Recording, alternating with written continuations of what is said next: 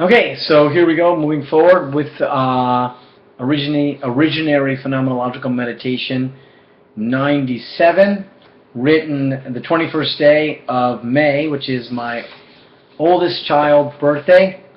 So happy birthday to Kat, and congratulations on finishing another year at Cornell University. And so we move forward with this meditation, these series of meditations that are focusing on this notion of renouncing the claim on language and announcing hearing. So at the boundary of the spoken word, what opens up is what I call the more originary modality, or what I would like to call the more originary modality of listening. More originary because it's that modality from which we were first talked about, the first disclosure of being. So possibility, our encounter with possibility, is absolutely necessary for our learning to get underway. So speaking existentially, learning begins with the encounter and the disclosure of pure possibility. And that happens when we reach the boundary of language. So what I've been focusing on in these last meditations is just that. And I've been talking about it in terms of the renouncement of the claim on language, which is exactly how this meditation begins. With the renouncement of the claim upon language and the announcement of language's claim upon the speaker to direct the seeker who hears, the sage takes the questioning stand. The questioning stand gives rise now to the evocative saying that conveys the ineffable and commands silence. The sage as messenger issues a call, the beckoning of being appearing in the gathering of logos. This gathering appeal, as we will explore momentarily, is the essence of the Tao, as the pathway into and through the land of wonder, the open region of learning. Here we reiterate what we said earlier when we described the releasement occurring with the response to this call of being. We described this authentic response as a calm and peaceful.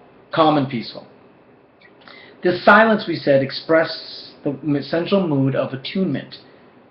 Again, it is crucial to underline why attunement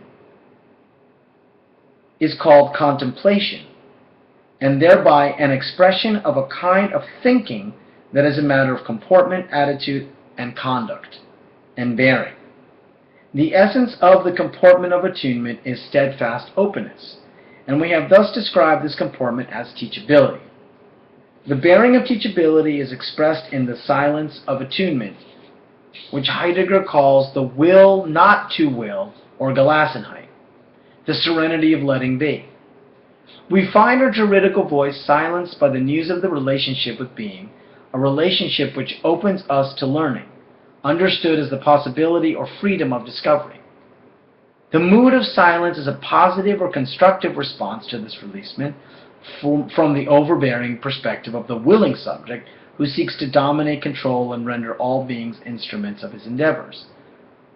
The Heraclitus story depicted well this moment of releasement as the silencing of the juridical voice, as the dumbfounding of the will, and the confounding of the self as a unilateral projection. The authentic reception of the invocative invitation identifies the disillusion of the unilateral modality and the estrangement of the unified self into the existence stand. To be estranged is to be silenced, or to be properly attuned to the call of being manifesting in the ineffable.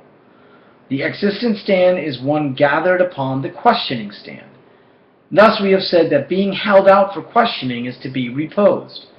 This reposing is the essence of paideia, the turning around of the self, which we have emphasized here as the silence before the other.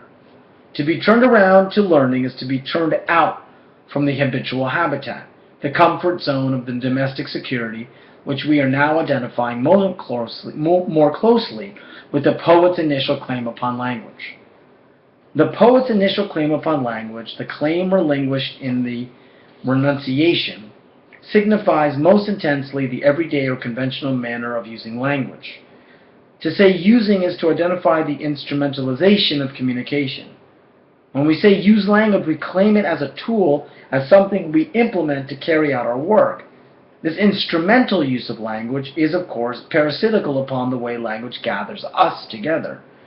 The claim upon language is the refusal of language's beckoning. It is the so-called heroic reclamation of man's power to impose order and claim dominion over the earth. The conventional insistence form of communication always intends to retain control over the said, and in doing so occludes the saying. The bearing down upon saying of language is the essence of oppression, or the impositional reign of instrumental cognition upon the free flow of meaning. In view of this insistent claim, we see precisely why the dwelling of poetic language is identified as the cultivation of freedom and the peace of fellowship. The cultivation of community is initiated with the recollection of the originary mode of language, the mode of identified in language's appropriation and language's appeal, which, when properly understood, heard, locates us in the dialogic relation. Language's appeal is received in the gathering of the many into a unity, a manifold field of related voices. To renounce the conventional is to announce the communal, which is another way of identifying the reception of the other. The recollection of language's originary appeal is conveyed by the evocative saying of the sage who indicates the ineffable. Quote, "For wisdom listen not to me but to the word, and know that all is one." And that's the second fragment of Heraclitus.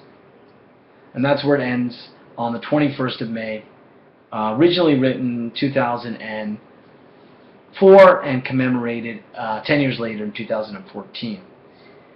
And one of the things that really stands out for me here is this insistence upon and breaking of this Cartesian subject, this modern philosophical subject as self-sufficient, self-enclosed, etc., etc.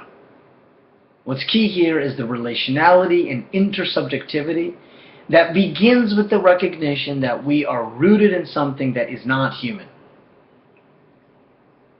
related to something. So the greater community, and this came up in a conversation I had with my colleague Stacy Smith the other day on Thoreau's experiment at Walden Pond. The greater community is the one we discover in nature. And this is why Lao Tzu is so important, because Lao Tzu's starting point is nature. Right? We find ourselves in nature. And the beckoning and the gathering of nature is what holds us together. So there's a more originary community, and we're sort of need to be called back to that, and then out of that we're animated to form human community. But the human community is a secondary form of community, right? More primary and more originary, more primal, right, is the quote-unquote state of nature. So yes, this sounds sort of romantic, but in fact it's quite, I don't think romantic at all. It's very realistic and urgent given the situation that we find ourselves in now in terms of our relationship to our Mother Earth. But this notion that with the limits of language opens up the possibility that we encounter with nature is key, and that what's I'm talking about in this work and what I'm focusing on now is the renouncement of this self-sufficient, solitary, egotistic subject and the forming of the human community, which is what I call the learning community or the congregation of thinking.